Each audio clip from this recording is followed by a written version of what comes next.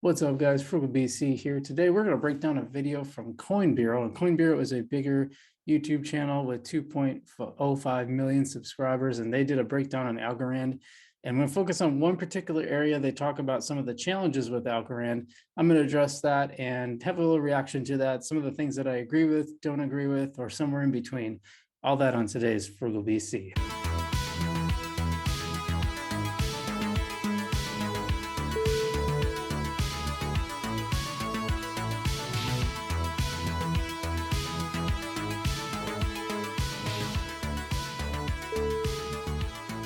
Hey, what's up, guys? Frugal BC here, and I am beardless. Yep, it's summertime or something approximating that here in the frozen north, and so I decided I'd shave, just try something different. And today we're shaving, we're clean shaven because we are clean, green, and mean and ready to go. Lean and mean and ready to go. We're gonna dive into this Coinbase video here, and it's interesting. I came across this because someone else had written about it, and I talked a little bit about on my live stream. If you guys watch that, you know some of the things that the fellow says here. And I gotta say it, like, I'm not, before I start the video, start this reaction video, and I'll explain that I don't disagree with everything he says, but there's a couple things that really made me spin my head. And I feel like this is a good thing to address overall, especially as we're in the bear market and there's a good chance for accumulation. Some people might think, oh, maybe I want to accumulate that Algorand, but I'll explain why I think you probably should. We're going to get into that in a second. Before we do that, if you hit that like button to show more people this video, and hit subscribe button too, so you can see all our videos. The whole goal of this channel, we do experiments and all this stuff. We try it out and we let you know how it goes. You know, no hype machine here. If it goes badly for me, I figure it'll probably go badly for you, and vice versa. If it goes well and it's easy to use, we'll use it. And that's, as we're getting into this video, by the way, the whole reason, because I didn't set out to make an Algorand channel at all. In fact, if you watch my early videos, I talk about a lot of different blockchains, but I've been leaning towards Algorand because it's just so easy to use. There's so many different things you can do with it. There's the ecosystem is really starting to develop, and the transactions are cheap, like 0.002 Algorand, which even when Algorand's at $1, that is way less than a penny. So even at $2, it's way less than a penny. So I just found it very easy to use, which is why some of the things that Coinbase says here are a little confusing. But let's why don't we just get into that video right now? Yeah, by the way, before I even start this, he ends by saying, and this was posted March 13th, that there were no measures up for vote. I mean, everyone knew that measures were coming. They weren't live yet on the website, but a little bit of research would have shown that. So that's kind of a miss. Although I understand, like, they don't go live on the Algorand Foundation website until pretty close to when they're going to be voted on, and they're there now. They were there like last week Friday. So, I mean, we're talking like a couple days, really not very long after he posted this. Fair enough, it wasn't there when he looked, but you know, a quick search of their Twitter, they had plenty of it on there. So let's me to some of the challenges I foresee for Algorand. The first one is Algorand's apparent lack of user adoption. Almost every smart contract cryptocurrency I've covered recently has seen exponential growth in its user base over the last few months alone, but this exponential growth isn't as apparent on Algorand. I reckon that this can be chalked up to the fact that the Algorand wallets used to interact with its dApps aren't nearly as familiar or as user-friendly as other browser extension wallets like MetaMask. Okay, I gotta stop right there. I'm not sure about the adoption. I think adoption has been a little slow on Algorand, but we'll get to that. That's less important, is like his reason why that the wallets on Algorand are harder to use than MetaMask. Are you kidding me? Have you tried using MetaMask for anything? I've just found it to be a complete nightmare. And besides, most of the MetaMask projects are in Ethereum, which means you have this crazy maze of fees you have to pay that are ridiculously expensive, versus Algorand, where, you know, even if you did, if I did buy that premise, it'd be cheaper to learn on, because if you make a mistake, it's like 0.002 Algorand versus, you know, paying $40 in fees. Oh, hold on a second. Yeah, by the way, this is not just me. I've seen people have like tutorial videos on how to use MetaMask because it's so damn complicated that someone could actually with a straight face say that MetaMask is easier to use than like the Algorand wallets. Now Para, I know there's been some issues with Para when they switched the official Algorand wallet over to Para. There has been some issues. You know, I use my Algo, and it's I've repeatedly on this channel talked about how this is one of the easiest wallets I've ever used for a crypto project. So to be able to say, to actually say that is just, it seems kind of insane to me. And I kind of like that it's not a browser it's not a browser extension, so you don't need Chrome or whatever. I guess they work on Brave too. Like I have some for Solana and for Cardano, but I don't know. I just find that I just struggle with that because they seem so easy to use. That's the whole reason like I like Algorand. So it's amazing to hear someone actually say that with a straight face. I don't know if they just haven't used it. I don't know how you could come to that, but let's go on. And I should point out that this is part of a bigger video, much longer video where he kind of breaks down Algorand, and you should probably watch the whole thing and draw your own conclusions. It also doesn't help that Algo's price has consistently underperformed, and that ties into the second challenge. Algorand's tokenomics still aren't all that terrific, and it seems that the end of accelerated vesting for Algo's early investors hasn't helped with Algo's price action at all. To make things worse, supply continues to hit the market. In fact, in a January presentation, the Algorand Foundation's former CEO, Sean Lee, actually celebrated the fact that Algo's supply had increased from 1.4 billion to over 6.3 billion in 2021 alone. I honestly couldn't believe my ears. Okay, so that's interesting because yeah, that's a pretty big supply to enter the market. But by the way, that's like nearly half of the total supply, which he does not mention in the video. And so that amount of increase can't happen this year, and it can't happen next year or any other year on record, because there's only 10 billion total algo supply. And that's a fact that I looked up earlier to make sure I was right about that. So yeah, price actions, because hey, that is a common complaint. People have said that the price action hasn't been there. Cardano gets that viewpoint as well, and it's not wrong. I mean, I get it.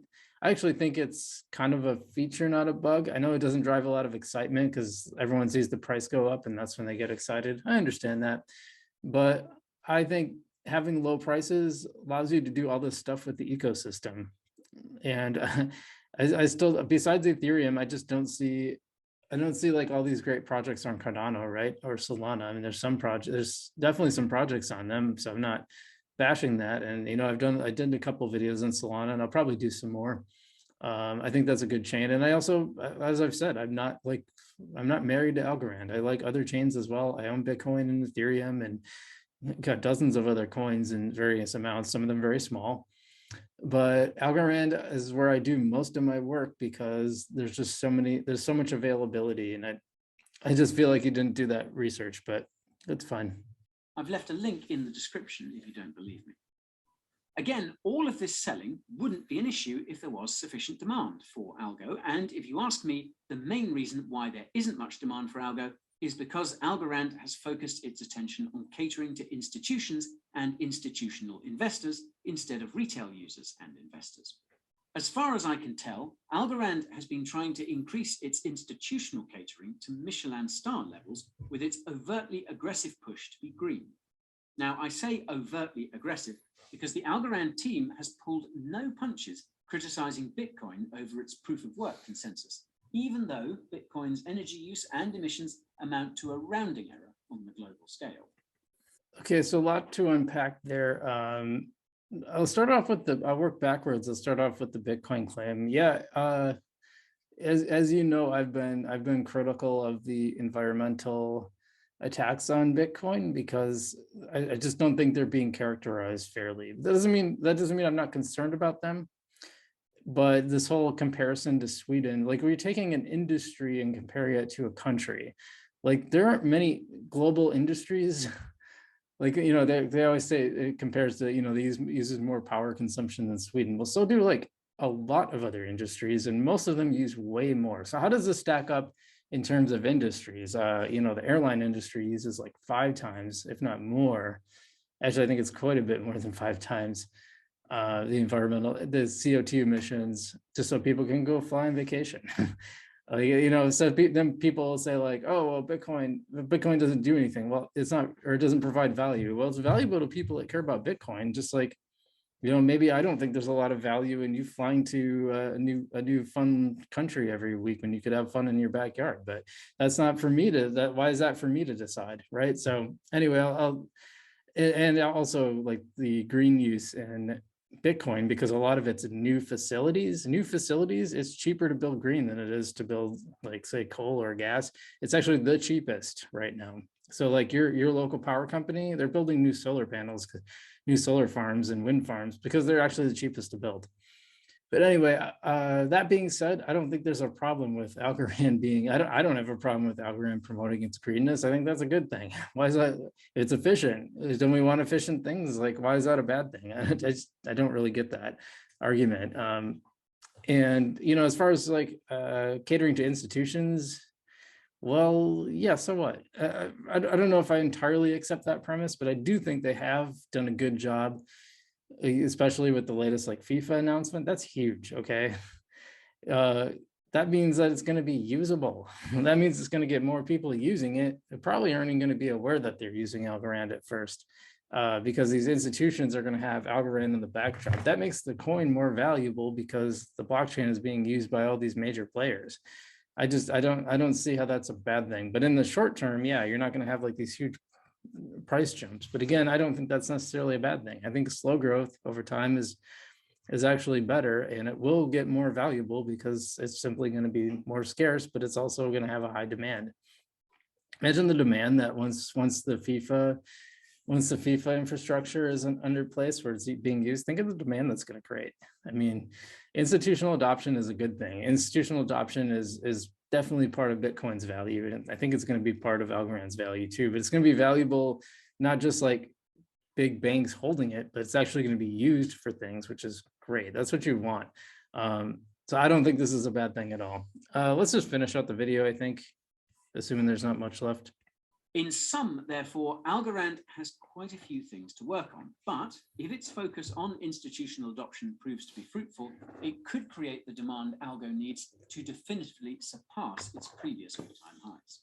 Rest assured that I'll be keeping a close eye on Algorand's development, because there's no denying that it has cutting-edge tech, and I will never forgive myself if I don't get my hands on some ALGO before it starts to fly.